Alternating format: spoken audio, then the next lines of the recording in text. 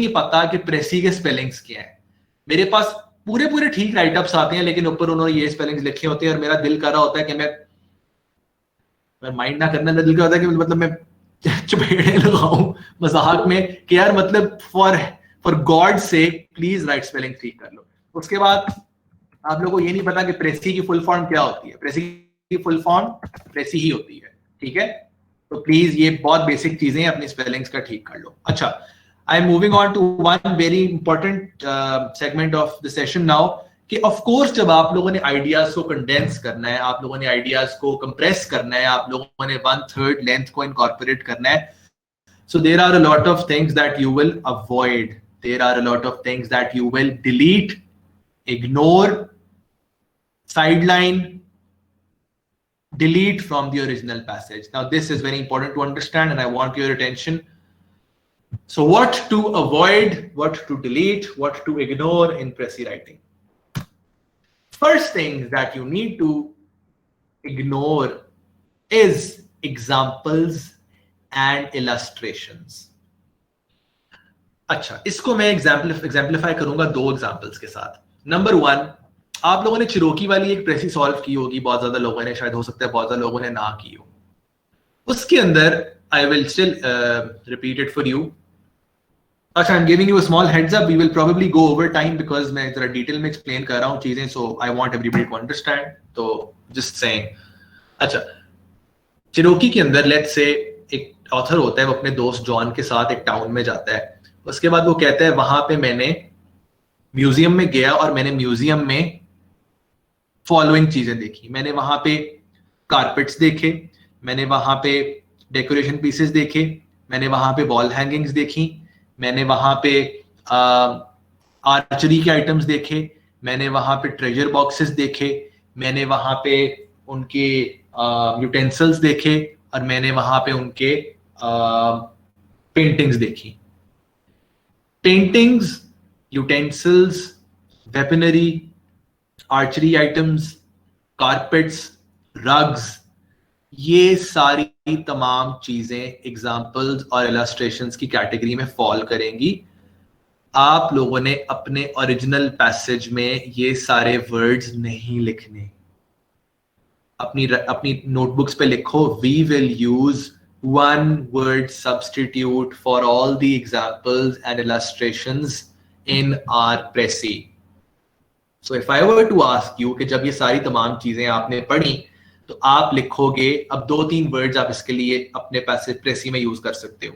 You can either write artifacts, you can say antiques, or you can say handicrafts, depending कि सबसे ज्यादा उस context में क्या चीज फिट कर रही है। तो जब मैंने एंटीक्स का वर्ड इस्तेमाल कर दिया तो मैंने उन सारी चीजों को कवर कर दिया जो एग्जामिनर एग्जांपल्स दे के बयान कर रहा है और आपको एक इलस्ट्रेशन दे रहा है, आपके माइंड में एक पिक्चर पेंट कर रहा है, ठीक है। So remember, we will use one word substitutes for all the examples that we come across in the passage, and with practice you will gradually be able to identify के examples क्या होती हैं। Let me give you another example to substantiate this point, ठीक है। Title की मैं बात करता हूं, अभी टाइटल पे एंड पे आएंगे, प्लीज वेट, ठीक है। अच्छा, दूसरी चीज ये कि एक प्रेसी है, एक पैसेज आपको आया हुआ है, उसके अंदर ऑथर कुछ मुल्कों की ट्रेन्स की बात कर रहा है, रेलगाड़ी की, और उसके अंदर वो बात कर रहा होता है कि मैं जब स्विट्जरलैंड गया तो उसकी ट्रेन बहुत अच्छी थी, फास्ट थी, एफिशिएंट थी और बड़ा मजा आया, बड़ा कंफर्टेबल सफर रहा। इसी तरह जब मैं फ्रांस गया तो उसकी ट्रेन भी बहुत अच्छी थी, बड़ा मजा आया, बहुत एफिशिएंट थी, बड़ा अच्छा सफर गुजरा। फिर मैं हॉलैंड आया, हॉलैंड की भी ट्रेन बहुत अच्छी थी, बड़ा कंफर्टेबल सफर रहा, बड़ा मजा आया।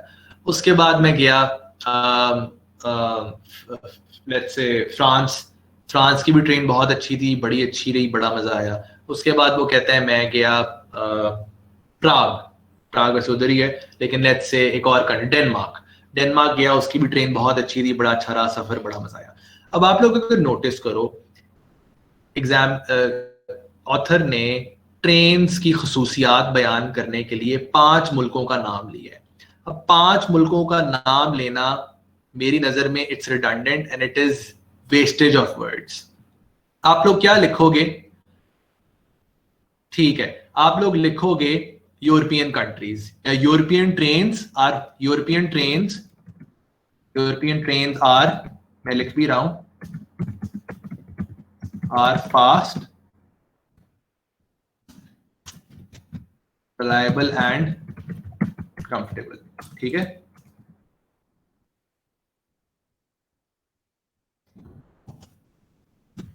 ठीक है, ठीक है, European trains are fast, reliable and comfortable. ये आइडिया भी गलत है, मुझे जरा बताएं ये आइडिया क्यों गलत है? जो आप लोगों ने लिखा है कि European trains are fast, reliable and efficient, ये आइडिया क्यों गलत है? Sir European train, sorry message करता हूँ। जी जी जल्दी से बताएं। नहीं,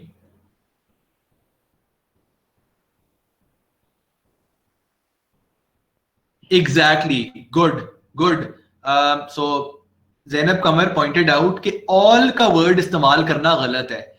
जब most of you trains, all का जब आप वर्ड यूज कर रहे हो ना, ऑल, तो ये आइडिया गलत हो जाता है। ऑल का मतलब है कि आप एब्सोल्यूट कर रहे हो, ऑल यूरोपियन ट्रेन्स की वो बात नहीं कर रहा। So you will say most European trains, according to the author most European trains are fast and efficient, या फास्ट एंड रिलायबल, या फास्ट एंड कंफर्टेबल। ठीक है, so do not use the word all. All का word use करके the idea will be distorted. All का मतलब है हर पॉसिबल कंट्री जो यूरोप में एग्जिस्ट करती है। हो सकता है कुछ कंट्रीज ऐसी हो जिनकी ऐसी ट्रेन्स ना हो, और हो सकता है कुछ कंट्रीज ऐसी हो जहां पे ट्रेन्स एग्जिस्ट ना करती हो। So please be very careful about the words that you choose. मेरी बात समझ आ गई है सबको? So you will say most European trains are, जो भी वो आगे आइडिया कंप्रेस कर रहा है। Is that understood? Do I make sense? So this one small word could change the entire connotation, the entire context of that. Great. Next, what we have to avoid in Pressy writing is stats, facts, dates. अगर आपको stats दी हुई है, आपको exact numbers लिखने की जरूरत नहीं है, आपको एग्जैक्ट डेट देने की जरूरत नहीं है। आप बेसिक, फॉर इंस्टेंस अगर पैसेज में लिखा हुआ है 2,563 people lost their lives, तो you will just say a lot of people lost their lives, numerous lives were lost, या इस तरह की कोई बात लिखते होगे, आप एग्जैक्ट स्टैट डेट ले नहीं लिखोगे। Avoid writing direct things. Third चीज होती है एनेक्डोट्स। एनेक्डोट्स क्या होता है? एनेक्डोट्स कोई ऐसी चीज होती है which is a personal story of the author that he tells you in the passage, but it is not really related to the central idea of the passage. Anecdote क्या होता है? It is basically a personal story of the author that वो share आपसे कर देता है, लेकिन उसका ओरिजिनल पैसेज या सेंट्रल आइडिया से कोई ताल्लुक नहीं होता। राइट? सो इसके लिए मैं आपको एग्जांपल देता हूं कि लेट्स से एक ओरिजिनल पैसेज है, उसका सेंट्रल आइडिया ये है जो मैं अब बोलने लगा हूं। पुराने जमाने में वॉर्स को बड़ा प्रेस्टिजियस चीज समझी जाती थी, और बहुत ज्यादा नेशंस वॉर के अंदर इंगेज्ड रहते थे क्योंकि उनकी प्रेस्टीज, ग्लोरी, रिस्पेक्ट का मसला था। लेकिन वॉर बहुत ही खतरनाक चीज है और सोसाइटी और सिविलाइजेशंस को उनकी जड़ों से उखाड़ के तबाह कर देती है। आपने 3 पैराग्राफ्स का पैसेज था, उसको पढ़ के मेन आइडिया जो एक्सट्रैक्ट किया है वो ये था कि पुराने जमाने में नेशंस वॉर में एंगेज रहते थे बिकॉज उनकी प्रेस्टीज और ग्लोरी का मसला था। अगर वो हार भी रहे होते थे तब भी उनकी अना का मसला था, तो वो वॉर के अंदर एंगेज रहना पसंद करते थे। लेकिन ऑथर ये कंक्लूड कर रहा है कि उस वजूहात की वजह से बहुत ज्यादा नेशंस ने अपनी सिविलाइजेशन और सोसाइटीज तबाह कर दी बिकॉज वो खत्म हो गए वॉर के अंदर एंगेज रह के। अच्छा, while telling this idea, ये म्यूट करें यार, किसका माइक है? While telling this idea, author आपको कहता है कि बचपन में मैंने ये देखी चीज, मेरे अब्बू भी अपने नेशन के लिए बहुत वॉर्स लड़ी हैं। अब मैं आपको बता दूं एनेक्डोट क्या होती है। इस पैसेज के अंदर एक लाइन है या कुछ वर्ड्स हैं या कुछ लाइंस हैं जिसको ऑथर कहता है कि मेरे वालिद साहब जो थे वो भी वॉर के वेटरन थे, उन्होंने बहुत जंगें लड़ी हैं, और मेरा बचपन में ख्वाब था कि मैं भी बड़ा होके अपने नेशन को सर्व करूं और मैं भी जंगें लड़ूं। तो मैं अपने अब्बू के जूते पहनता था, उनकी वर्दी पहनता था और उनकी टोपी पहन के मिरर में अपने आप को देखता था और एक फ्यूचर वॉर हीरो अपने आप को मैं कंसिडर करता था। और मैं और मेरे दोस्त जब घर आते थे तो हम लोग जंग खेलते थे, हम लोग आपस में यूनिफॉर्म चेंज करके एक दूसरे को जो है वो उस तरह एक्ट करते थे कि हम लोग नेशन में वॉर लड़ रहे हैं। उसने बीच में ये बात कहीं फिट की हुई है। अब अगर आप नोटिस करो तो ये डायरेक्टली ओरिजिनल सेंट्रल आइडिया से रिलेट नहीं कर रही। सो please be watchful, please be careful about the anecdotes that the author has deliberately, that the examiner has deliberately fitted into your passage so that you fall prey, और आप वो words आपके जाया हो जाए और आप उस आइडिया को भी अपनी प्रेसी में डाल दो जो जरूरी नहीं है। So try to avoid anecdotes wherever you feel. For instance, अगर मैं चिरोकी वाली मिसाल दूं तो अगर ऑथर कहता है कि मैं एक टाउन में गया जिसका नाम चिरोकी था, उससे पहले वो बात कर रहा होता है मैं और मेरा दोस्त जॉन बहुत अच्छे दोस्त हैं, हम बचपन से चड्डी बडीज हैं, हम लोग बर्फ पानी भी खेलते थे, हम लोग शुगल भी लगाते थे, हम लोग एक दूसरे को मारते भी थे, हमने सोचा चलो एक ट्रिप मारते हैं। बेसिकली जो पिछली सारी एपिसोड उसने बताई है वो सिर्फ उसने ये बताया कि John and I are best friends. So this is all you need to write. बाकी आपको ये बताने की जरूरत नहीं है आपके कि उन बचपन में वो क्या खेलते थे, किस तरह खेलते थे, कितने एक दूसरे के पैसे देने उन्होंने। Please be careful about things that you need to avoid. Anecdotes is one such thing that you need to be careful about, right? So I'm moving on to the next thing. I hope that's clear to everybody. Okay? Is it easy and obvious to differentiate between anecdotes and the main theme? Yes, it is easy to differentiate between the anecdotes and the main theme if you are vigilant and if you stay cautious. Okay? Stay very close to the central idea. Next चीज पे मैं आ जाता हूँ quickly. Quotations and indirect speech, as I said, आपने avoid करनी है, उसको आपने या तो इग्नोर कर दें या तो आप उसको स्किप कर दें या फिर उसको डायरेक्ट स्पीच को सिर्फ आइडिया को पकड़ें कि वो क्या कहना चाह रहा है। इडियम्स आपने अवॉइड करने हैं प्लीज, अपनी प्रेसी में, अपने टाइटल में, अपने राइटअप के अंदर idioms, metaphors, synonyms, analogies, similes आपने अवॉइड करनी है। रिमेंबर, जितना सादा उतना अच्छा, जितना सादा उतना अच्छा, जितना simple, brief, crisp, short sentences to the point, उतना आपका आइडिया। एनालॉजी क्या होती है? एनालॉजी होती है कि आप एक सिचुएशन को कंपेयर करते हो किसी और सिचुएशन के साथ, या फिर आप इस तरह कह देते हो as tall as a giraffe, या उसने मेरे साथ वही सलूक किया जो मुझे मेरे दूसरे दोस्त ने किया था और मेरे दूसरे दोस्त ने मेरे साथ बहुत बुरा किया था बचपन के अंदर। तो बेसिकली आप कंपेयर कर रहे हो, आप सिंपली ये कहना चाह रहे हो कि आपके साथ बुरा सलूक हुआ। Do not go into the details, do not compare and contrast situations with other things. Just stick to the main thing that, for instance, एक ऑथर कहता है कि मेरे बाप ने मेरे साथ बहुत गलत किया, मेरे बाप ने मुझे पढ़ने नहीं दिया जो मैं पढ़ना चाहता था, मुझे इस बात से अपने दादा की बात याद आ गई, मेरे दादा और अब्बे के बीच में भी बहुत ज्यादा लड़ाइयाँ थी और मसले थे और उनके भी आपस में टर्म्स बड़े गलत थे। ये एनालॉजी ड्रॉ की उसने अपनी सिचुएशन को बताने के लिए, अपने दादाबू और अब्बू की सिचुएशन को। अब जो दादाबू और अब्बू की सिचुएशन है वो स्लाइटली एक एनेक्डोट और एनालॉजी की कैटेगरी में फॉल कर रही है। बेसिकली ऑथर ये कह रहा है कि my father did not let me follow my passion. This is the core idea that you will write in your precis. You will not go into the details. Am I making sense? Does that make sense to everyone? Just stick to the main crux. Just stick to the main thing that the author is trying to communicate. ठीक है? Great. Analogies नहीं use करनी, idioms नहीं use करने, phrases नहीं use करने, phrases या complex sentences आपने नहीं यूज करने। phrases और complex sentences आप hope आपको पता है, आपने phrases वो होते हैं जो 3-4 वर्ड्स का एक चीज होती है, या स्पीच मार्क्स के अंदर एक चीज होती है, या फिर आप लोगों को एक फ्रेज का मतलब keep it very simple. Analogies, idioms, metaphors, similes, direct speech, ये सब अवॉइड कर देना। एग्जांपल्स अवॉइड करो, एनेक्डोट्स अवॉइड करो, डायरेक्ट स्पीच अवॉइड करो, इडियम सब अवॉइड करो। ठीक है? अच्छा, कमिंग टू द टाइटल। अच्छा, टाइटल क्या होता है? टाइटल के अलग से 5 मार्क्स होते हैं, लेकिन आपके पैसेज और आपके क्वेश्चन के ऊपर स्टेटेड नहीं होती ये चीज। ठीक है? आपका क्वेश्चन के आगे 20 मार्क्स ही लिखे होते हैं, लेकिन आपकी प्रेसी इवैल्यूएट होती है 15 मार्क्स में से, और आपका टाइटल इवैल्यूएट होता है 5 मार्क्स में से। ठीक है? Most of the times you will find half of your title in either the beginning or at the end of the original passage. Most of the times आपको अपना major chunk of the title या तो passage के शुरू में या फिर passage के end पे मिल जाएगा बड़े आराम से। लेकिन रिमेनिंग पार्ट जो टाइटल का है वो आप लोगों ने खुद बनाना होता है। अच्छा, दूसरी चीज मैंने आप लोगों को यह बतानी है, टाइटल बेसिकली होता क्या है। जब आप लोगों ने 3 दफा पैसेज पढ़ लिया और आप लोगों ने अपने आप से यह सवाल पूछा कि अगर मैंने इस पूरे पैसेज को 1 लाइन समरी के अंदर बयान करना है तो वो क्या होगा, that should be your topic sentence, that should be your opening line, that should be your central idea that you have written in the start of your precis paragraph. उस 1 लाइन समरी का भी जो एक phrase होगा, एक phrase जो पूरे crux को बयान कर रहा है, वो आपका टाइटल होता है।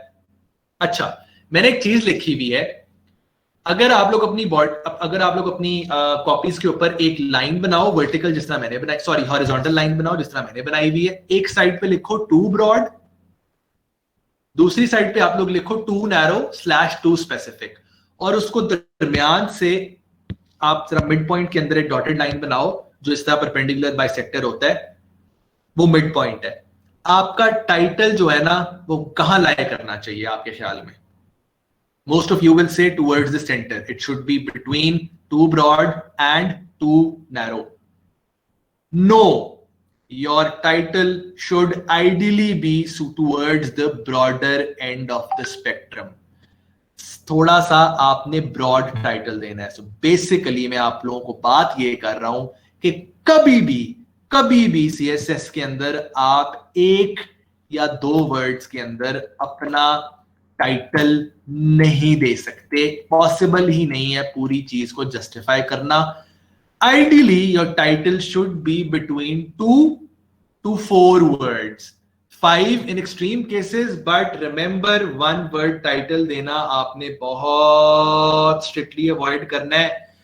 2 words in some cases can work, but mostly आपने 2 या 4 वर्ड्स के अंदर आपने अपना टाइटल देना है।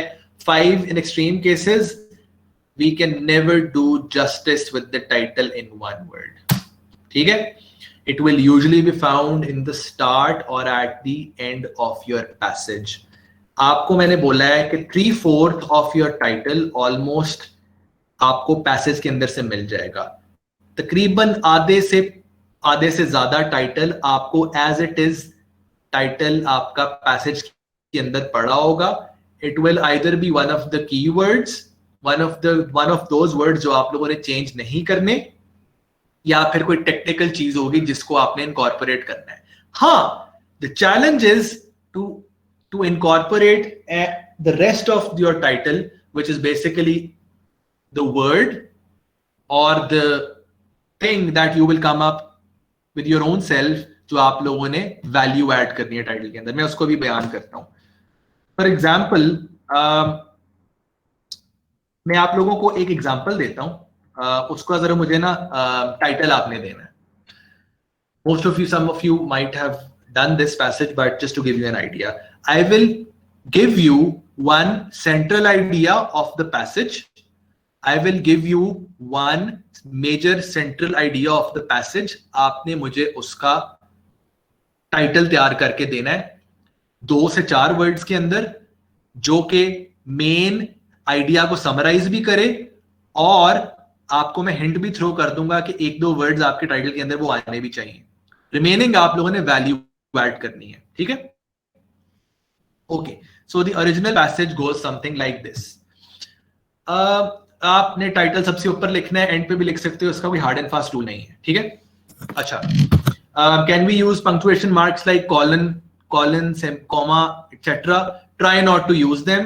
Yes, you can use a hyphen in the title, but do not use other punctuation marks in the title. ठीक है? अच्छा, so एक आप लोगों के सामने मैं आइडिया बयान कर रहा हूं। मॉडर्न तालीमी इदारों को ये कोशिश करनी चाहिए कि बच्चों की तरफ हम लोग प्यार से डील करें।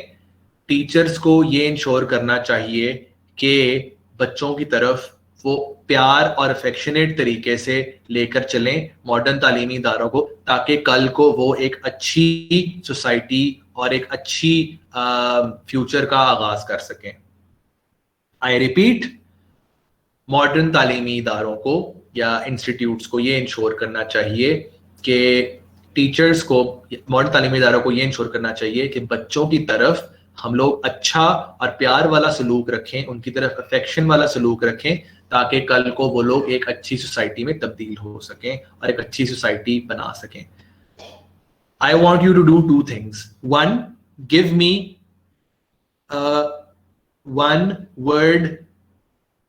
give me the opening line for this Prezi, जो आप पूरे आइडिया को कंडेंस करोगे. दूसरा, आप लोग मुझे टाइटल दो. Quickly, you have 2 minutes. इस तरह लिखना है. 1, ओपनिंग लाइन क्या है आपकी, और 2, title.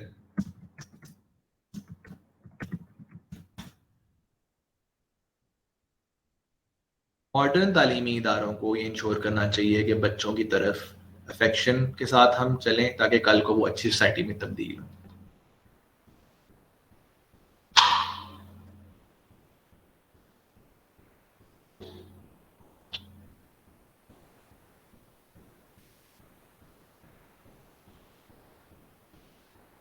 Quick, I need answers.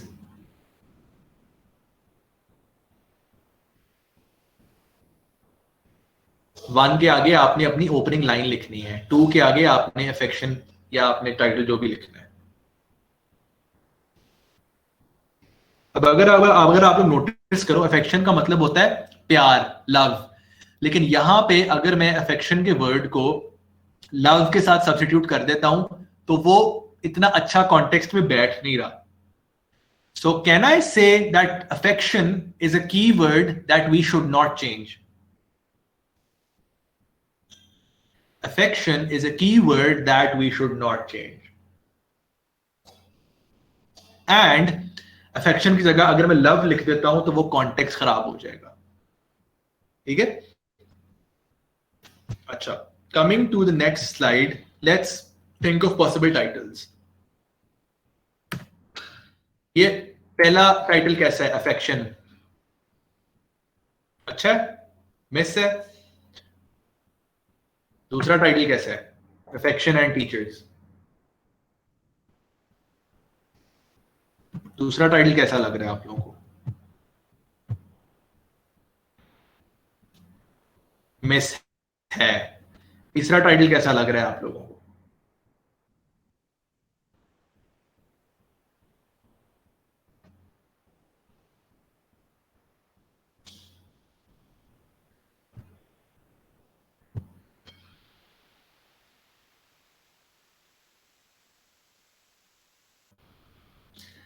अंदर हम लोगों ने तीनों वर्ड्स पैसेज से उठाए हैं और हम लोगों ने कोई अपना वर्ड इनकॉर्पोरेट नहीं किया अभी तक. मतलब तीसरा जो टाइटल है उसमें हमने थोड़ी सी बात जरूर की है, लेकिन अभी तक बेसिकली चस नहीं आ रही, हम लोगों को मजा नहीं आ रहा. ठीक है, नहीं की. Let's move on. Incorporating affection in contemporary education. ये जो नोटिस करो, जो वर्ड इनकॉर्पोरेटिंग है, ये मैंने वैल्यू एडिशन की है अपनी तरफ से.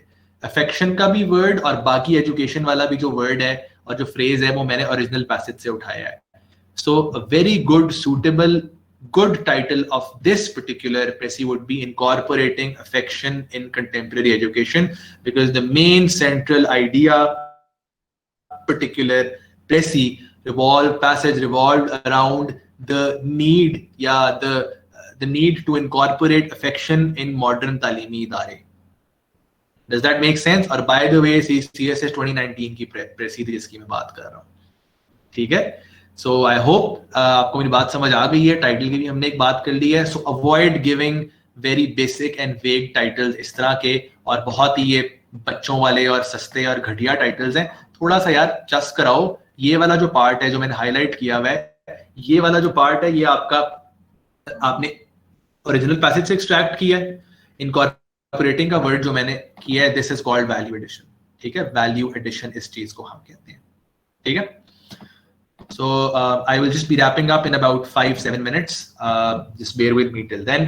बाकी अब मैं आप लोगों को, अच्छा, I can't just check everyone's write up right now. I will share my central idea of this passage जो मैं अपनी Prezi का opening line बनाऊंगा. मैं लिख देता हूँ. Modern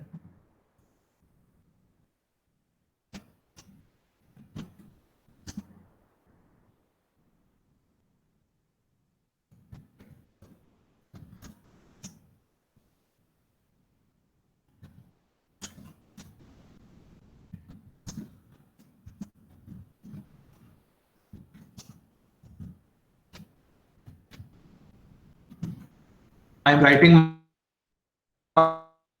my topic sentence which will help you prepare the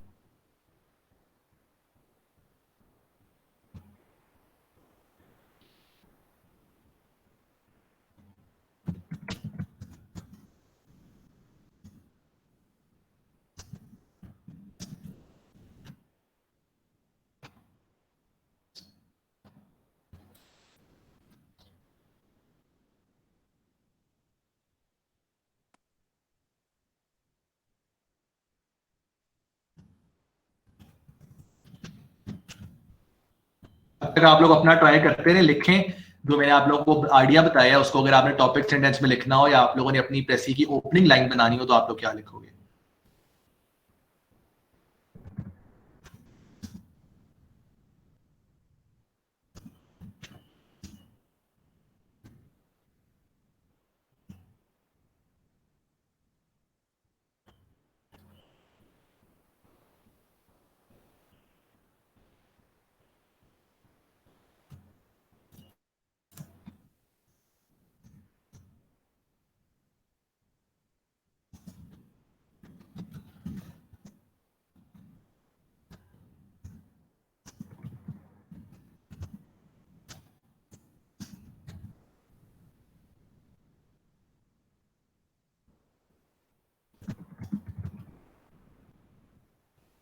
लिखें, अपने चैट बॉक्स में लिखें,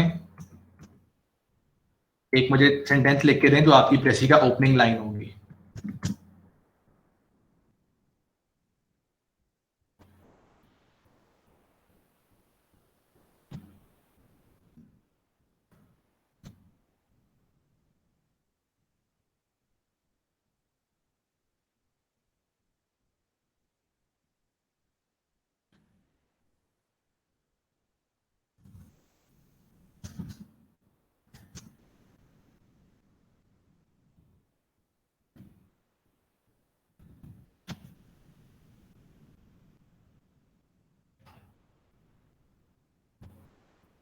ये ले, ये मैंने आप लोगों को अपना भेज दिया है, ठीक है, ये मैंने आप लोगों को अपना भेज दिया चैट बॉक्स के अंदर। You can read this. Education institute should ensure that teachers are affectionate towards children in order to nurture a good society. Notice how crisply and precisely and in an articulate manner I have been able to convey the central idea. दूसरा मैंने आप लोगों के लिए लिखा है कि Education Institute should incorporate affection in teachers for children for a better society या future whatever.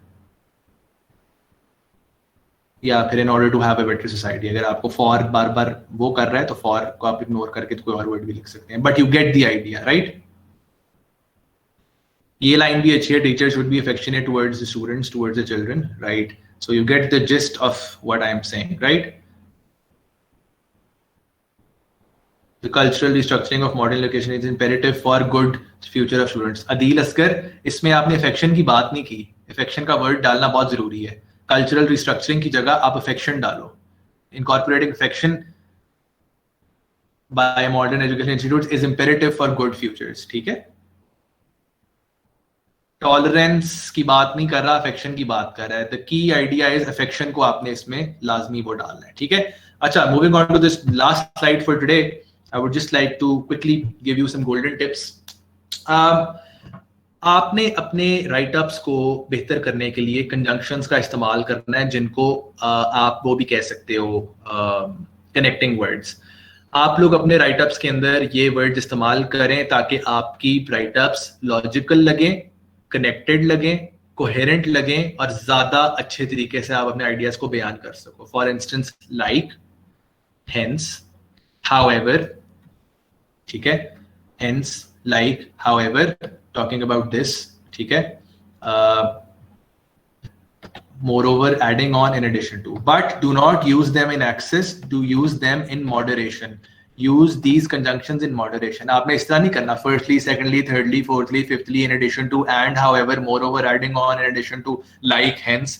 प्लीज इनको औकात में रह के इस्तेमाल करना है, इनको हस्बे जरूरत इस्तेमाल करें, अपनी प्रेसी को फ्लड नहीं कर देना, ठीक है? I will take the questions at the and.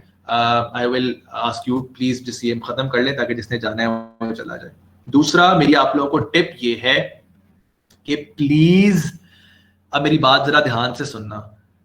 हो सकता है आप लोगों को पैसेज पढ़ते हुए एक लाइन, एक फ्रेज, एक वर्ड, एक आइडिया बीच में ऐसा है जो आपको बिल्कुल समझ नहीं आ रहा, जो आपको तंग कर रहा है, वो जो एक बीच में कीड़ा नहीं आ जाता वो आपको तंग कर रहा है while reading something। For instance अगर मैं ये लिख रहा हूं और ये जो बीच में मैंने डैशेस बनाए हुए हैं, ये जो डैशेस हैं, ये जो मैंने पहले लिखा है, इसके बाद जो बीच में डैश आ रहा है, जो डैश आ रहा है ना, डैश आपको बिल्कुल समझ नहीं आ रहा कि क्या लिखा हुआ है, ठीक है।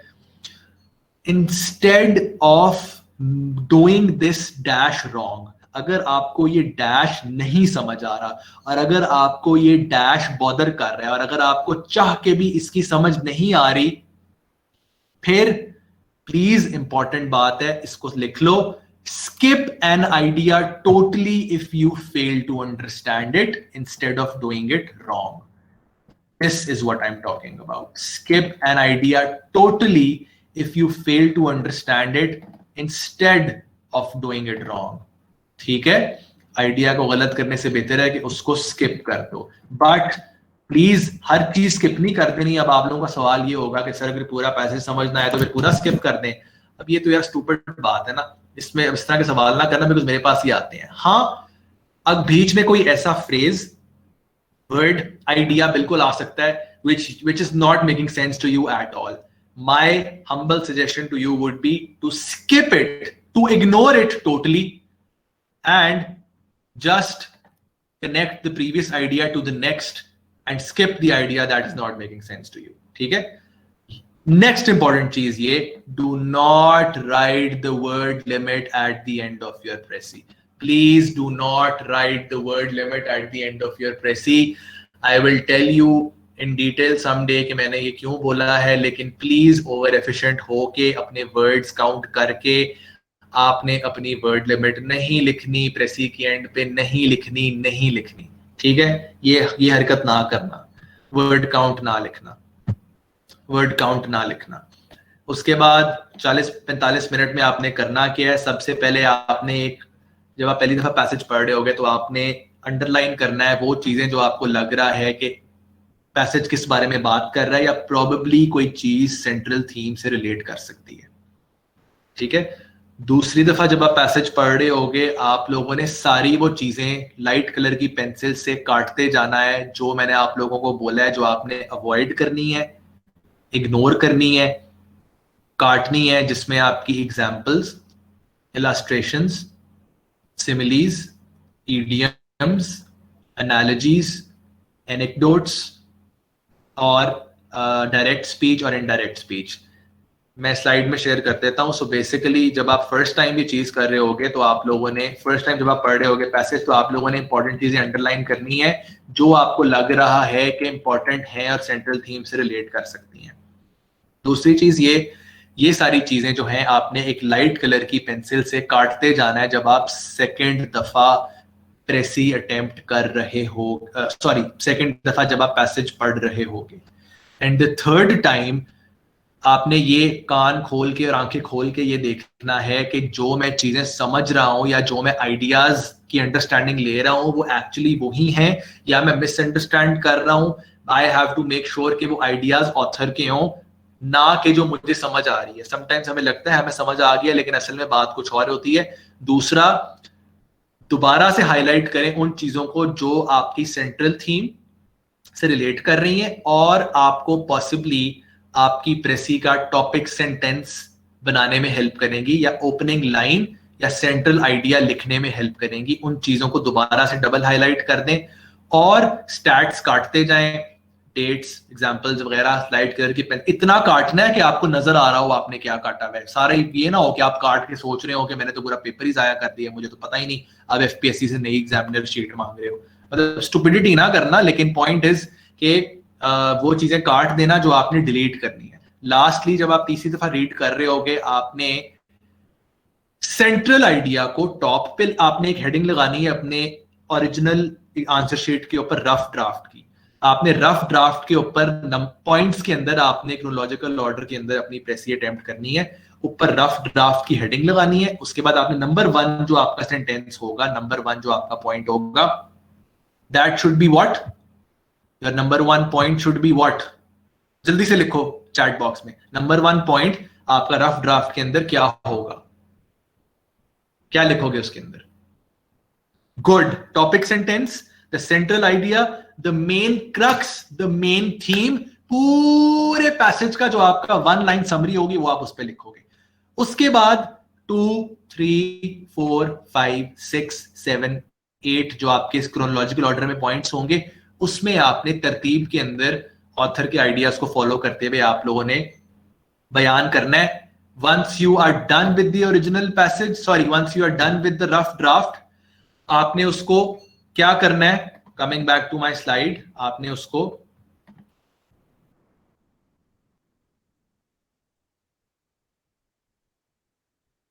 लो, आपने उसको क्या करना है?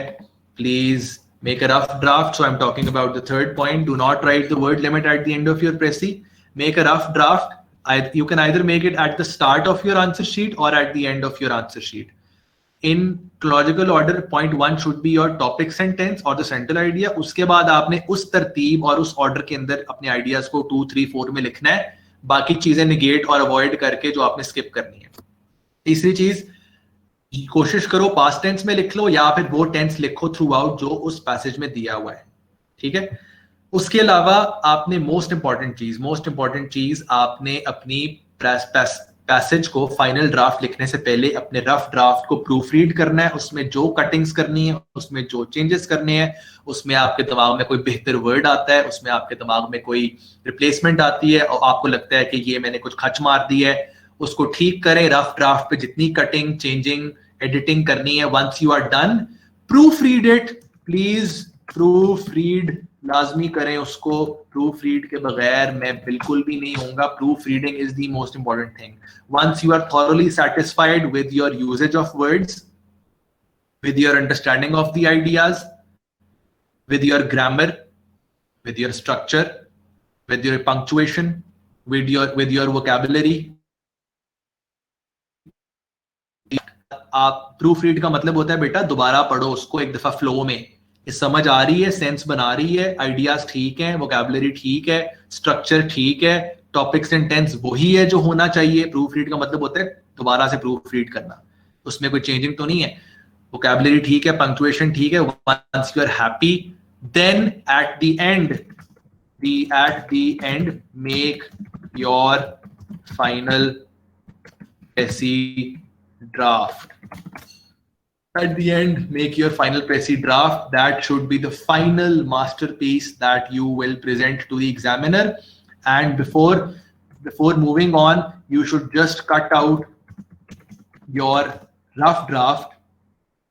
Cut out your rough draft with one line. इस तरह की एक लाइन के साथ आप उसको राइट कट कर लें स्लैंटिंग वे में, ताकि एग्जामिनर मिसअंडरस्टैंड ना कर ले कि ये आपका ओरिजिनल ड्राफ्ट है। तो before once you have done your final draft, आपने बिल्कुल प्यारे मास्टरपीस तरीके से उसको प्रिस्टीन और अच्छे तरीके से उसको लिख लिया है। Cut out your rough draft with one line, उसमें रंग ना भरने बैठ जाना, उसको च्युइंगम से नहीं चिपकाना, और उसको आपने ड्राफ्ट की स्पेलिंग गलत हो गई है, ठीक है?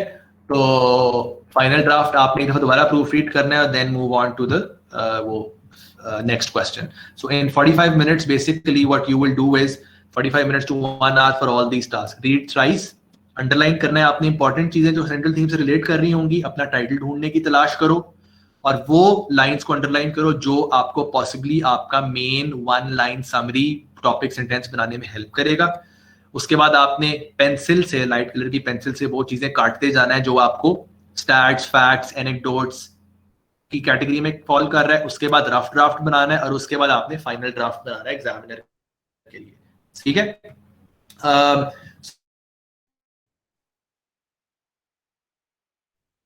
तो एक चीज मैं बताऊं, I think you are mature enough to understand, ठीक है? You are mature enough to understand. Trust me when I say this, अगर एग्जामिनर को आपकी प्रेसी पढ़ने का मजा आ रहा है आपने ग्रामर, स्ट्रक्चर, आइडियाज, वोकैबुलरी और पंक्चुएशन बहुत ही अच्छी लिखी हुई है। अच्छी से मुराद है करेक्ट और सादी, और उसको आपकी प्रेसी पढ़ने का मजा आ रहा है, तो word limit, word count, word limit matter नहीं करती प्रेसी के अंदर।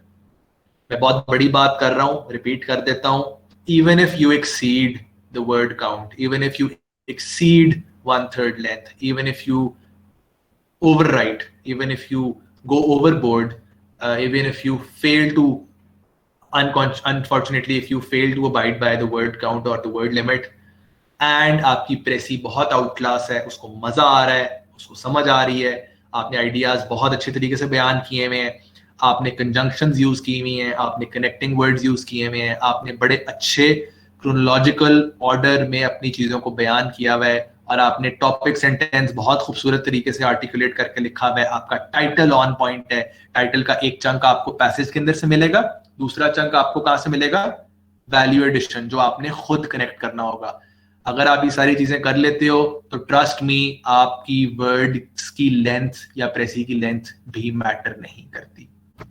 But that does not mean कि आप अभी से ही इस चीज को वो करना स्टार्ट कर दो। ट्राई टू मेक 1/3 लेंथ, और कोशिश करें उसी में स्टिक करें, और अपने एग्जाम्स के अंदर प्लीज एग्जाम के अंदर पढ़ लेना कि कहीं उसने वर्ड लिमिट स्पेसिफाई तो नहीं की हुई या डिफाइन तो नहीं की हुई, और अगर की हुई है तो फिर आपने वो करना है। तो I will just quickly recap, मैंने आपको सारा बता दिया है। 20% 50% इसकी इंपॉर्टेंस है, 20 मार्क का ये सवाल है, इसकी मेक और ब्रेक कर सकते हैं आपके सीएसएस को। इसको लाइटली नहीं लेना, इसको सरवाइव करना है। सादा, आसान, छोटा, लॉजिकल, कोहेरेंट मैनर में आपने समरी लिखनी है, फ्लावी लैंग्वेज नहीं लिखनी, सादे आसान सेंटेंसेस बनाने हैं, रिटोरिकल नहीं साउंड करना, कीवर्ड और जार्गन्स चेंज नहीं करने। 45 मिनट टू 1 आवर आपने देना है, इसमें आपने 3 दफा पैसेज पढ़ना है, अंडरलाइन करनी है इंपॉर्टेंट चीजें, कट करनी है वो चीजें जो आपने चेंज करनी है, जो आपने इग्नोर करनी है। लेंथ मैंने आपको बता दी है 1/3 या फिर उसने जितने वर्ड स्टेट किए हैं, और मार्जिन होता है 5 से 10 वर्ड्स का। थर्ड पर्सन लैंग्वेज, स्ट्रिक्टली आपने थर्ड पर्सन लैंग्वेज के अंदर काम करना है। You, me, I, we, mine word avoid करने हैं, पैसेज को रिपोर्ट करना है। इनडायरेक्ट स्पीच इस्तेमाल करनी है, सेंट्रल आइडिया को ढूंढने की तलाश करनी है, आइडिया डिस्टॉर्ट नहीं करना, उस पर कॉमेंट नहीं करना, उसको बढ़ा चढ़ा के नहीं बताना, और अपना आइडिया कोई नहीं लाना पैसेज प्रेसी के अंदर। ठीक है, 3 दफा पैसेज पढ़ना है, जो मर्जी हो जाए, आपने अपनी प्रेसी एक पैराग्राफ की बनानी है। ठीक है, इनकरेक्ट वोकैबुलरी का ख्याल करना है, ग्रामर ठीक करें, क्लैरिटी लाएं, और आपने स्पेलिंग मिस्टेक्स नहीं करनी। Examples, illustration, stats, anecdotes, quotations, direct speech, idioms, analogies, phrases, similes avoid करनी है, कॉम्प्लेक्स सेंटेंसेस अवॉइड करने हैं, और वो आइडिया भी छोड़ दो जो आपको समझ नहीं आ रहा। गलत करने से बेहतर है कि आप उसको स्किप कर दो। टाइटल थोड़ा सा ब्रॉड हो, 3 से 4 वर्ड्स का होना चाहिए। ठीक है, 2 से 4 वर्ड्स का होना चाहिए, एक वर्ड का ना हो। यूजली आपको आपका major chunk of the title या शुरू में या एंड ऑफ द पैसेज में मिल जाएगा। रिमेनिंग वैल्यू एडिशन आपने खुद करनी है, जिस तरह मैंने एग्जांपल दी थी इनकॉर्पोरेटिंग वाली बात की। ठीक है, कंजंक्शन इस्तेमाल करें, प्रेसी के एंड में अपनी वर्ड लिमिट नहीं लिखनी, अगर कोई आइडिया नहीं समझ आ रहा उसको स्किप कर दो। रफ ड्राफ्ट जरूर बनाओ, कोशिश करें पास्ट टेंस में लिखें, अगर नहीं बेहतर है अगर आप लोग उसी टेंस को फॉलो करें जो ओरिजिनल पैसेज में दिया हुआ है। प्रूफ रीड जरूर करें, और वर्ड काउंट अपने उस पे एंड पे ना लिखें। So that is all there is to Prezi writing. My humble request to you is to start practicing from today. You should basically practice. If I tell you, it's all about survival. 1975 से लेके 2020 या 21 तक सारे CSS की प्रेसीज के पास papers करके kips के help desk पे चेक कराओ, कंसिस्टेंट रहो। कम से कम आप अपने हाथ से 30 प्रेसीज गुजारो और 7 फुल लेंथ एसेज गुजारो। ठीक है, और कम से कम आपकी 20 आउटलाइंस चेक होनी चाहिए आपके एकेडमिक काउंसलर या इंग्लिश के टीचर से, अगर आप क्वालिफाई करना चाहते हो CSS में। अपने टाइम सारे एग्जाम्स को टाइम पे कंप्लीट करो, और सारे एग्जाम्स को आप लोगों ने कंप्लीट लाजमी करना है। जो एग्जाम कंप्लीट नहीं होता वो आपकी तरफ वो आपने बहुत बड़ा ब्लंडर मार दी है। राइटिंग प्रैक्टिस करते रहो, कम से कम 30 से 35 प्रेसीज आपने लिखनी है। फुल पास्ट पेपर्स की स्टार्ट हो जाओ आज से ही, 1975 से लेके 2021 तक, और इनको चेक कराओ अपने एकेडमिक हेल्प डेस्क और टीचर को या एकेडमिक काउंसलर को चेक कराएं। 7 full length essays and 20 outlines अगर आप लिख लेते हो, जो कि चेक करवा के आप उनको ऑन पॉइंट कर लेते हो, I can also share the important topics for 2022 for essay, and I can take another session on essay as well if you want. If you want the session on essay, so we can schedule that. That is all from my side. I hope the session was helpful. मैंने बहुत ही basic तरीके से सारी चीज़ों को address करने की कोशिश की है, और I swear I kid you not, आज मैंने प्रेसी की हर डायमेंशन को टच कर दिया। इसके अलावा प्रेसी में कुछ रह नहीं जाता। प्रेसी में इसके अलावा आई स्वेयर कुछ भी नहीं है, कुछ भी नहीं है, सिर्फ प्रैक्टिस है। इसके अलावा भी अगर आपको प्रेसी समझ नहीं आती तो फिर मैं आपसे गुजारिश ये करूंगा कि आप सिर्फ बैठ के दुआ करें अपने लिए और मेहनत करें। अगर आज भी आपको सेशन मैंने इससे ज्यादा प्रेसी आसान कोई भी नहीं समझाएगा। कसम वाली बात है, मैंने आपको अपने 6 महीने की लर्निंग शेयर की है, मैंने प्रेजेंट इस तरह किया है कि बहुत आसान तरीके से आपको समझ आ जाए, लेकिन trust me, it also took me a few months to incorporate all of these learnings with you in class. So that is all from my side today. If you liked the session, please do give your feedback to the admin. If you think there is room for improvement, I would love to know about the things that did not meet your expectations. Please be critical. I would love to know about the feedback, even if it's positive or negative.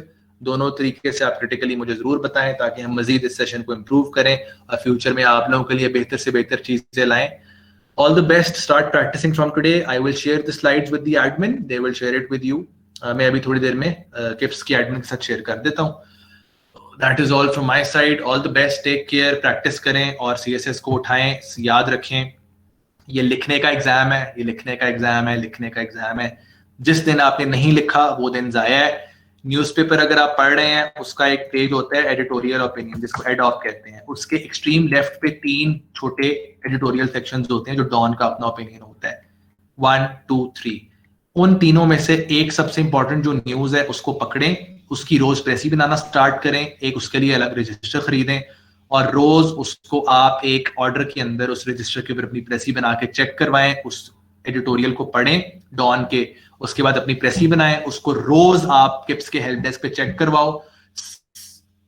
दिसंबर तक, जनवरी तक इंशाल्लाह आप लोगों के पास आपकी vocabulary, आपकी writing. अभी आप लोग पूछ रहे हो कि हम प्रैक्टिस क्या करें, तो मैं आपको वो बता रहा हूं कि लिखना क्या है। आप लोग अपने एडिटोरियल में प्रेसी बनाओ रोज, उसका ड्राफ्ट कट आउट करके अटैच करो और अपने हेल्प डेस्क पे जमा कराओ। उसके आपकी vocabulary, grammar, structure, writing skills, time, vocabulary, grammar, everything will be sorted and you will have a good command on English language by the end of that session, by the time you complete those exercises। और उसमें title भी अपना दो और topic sentence भी अपना बनाओ और ये मेक श्योर करो कि आपने एक्चुअली वही आइडियाज इनकॉर्पोरेट किए हैं जो डॉन एसेंशियली उस एडिटोरियल में कह रहा है। So start doing this exercise from today so that by the end of January or by the end of December आपका प्रेसी पे हाथ इतना स्मूथ बैठा हो कि जब पेपर आए तो आपके इतना स्मूथली गुजर जाए कि आपको मजा ही ना जाना हो। ठीक है, तो बाकी ये है कि all the best, good luck and feedback जरूर। बाकी इंशाल्लाह hopefully I will schedule another session with you soon. For English grammar I would suggest 2 books, इसमें से कोई भी बाय कर लें। एक रन मार्टिन है, दूसरी मैं किताब सर अली इनान की रिकमेंड कर दूंगा, practical and comparative English. That can be bought from any bookshop. Sir Ali Nan से आप पूछ लें या फिर इंशाल्लाह किप्स के अंदर भी वो अवेलेबल हो जाएगी जो आप जाके खरीद सकते हो। Practical and comparative English by sir Ali Inan, practical and comparative English by sir Ali Inan. जिन लोगों को ग्रामर, स्ट्रक्चर, अंग्रेजी का इशू है वो लोग अपनी वो किताब खरीद लें और उसको उसमें से प्रैक्टिस करना स्टार्ट कर दें और वो किताब आपका CSS इंशाल्लाह निकाल देगी। अगर आपकी अंग्रेजी ठीक हो जाती है that's well and good. Please please please अगर अंग्रेजी ठीक नहीं है और आपको अंग्रेजी का मसला है तो आप लोग मेरी तरफ से सबसे पहले उसको एड्रेस करें, अपनी अंग्रेजी को ठीक करें। There is still time. अब आपके पास पीछे 5-6 महीने रह गए हैं, यही टाइम है। जो बंदा मेरी बातों पे अमल कर लेगा, रोज प्रैक्टिस करेगा, रोज एडिटोरियल्स की प्रेसीज बनाएगा, रोज काम करेगा, रोज अपनी राइट अप जाके चेक कराएगा, वही क्वालिफाई करेगा। Majority of you will unfortunately not qualify because आप लोग अपने साथ सिंसियर नहीं और आप लोग अपनी रिटन प्रैक्टिस नहीं कर रहे. So that's all from my side. I will इंशाल्लाह टेक योर क्वेश्चंस. मैं इसकी बात कर दूंगा.